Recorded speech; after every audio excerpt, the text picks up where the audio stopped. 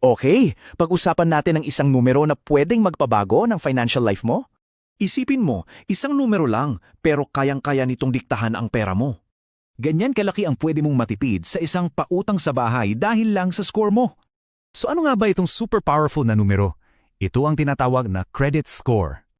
Basically, isa itong numero na nagsasabi kung gaano ka karesponsable sa utang.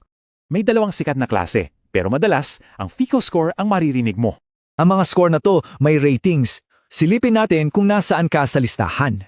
Ayan, 750 pataas. Yan ang napakahusay. Yan ang goal. So, bakit nga ba importante to? Well, may dalawang malaking advantage ang mataas na score. Simple lang. Una, madali kang ma-approve sa loan. At pangalawa, mas maliit ang interest. Gawin nating example, ang isang $250,000 na pautang para sa bahay. Tingnan mo to, kung napakahusay ang score mo, mas mababa ang interest rate mo. Baka isipin mo maliit lang yan, pero sa loob ng 30 taon, grabe ang epekto niyan. At ito ang totoong kwento. Tingnan mo ha, ang laki ng pinagkaiba sa total interest. Pareho lang ang bahay pero mas nakamura ng malaki yung may mataas na score. Ulitin ko, $87,000 yan. Pera na yon na dapat nasa bulsa mo. Kaya tandaan, ang credit score mo ay hindi lang basta numero. Isa yang powerful financial tool.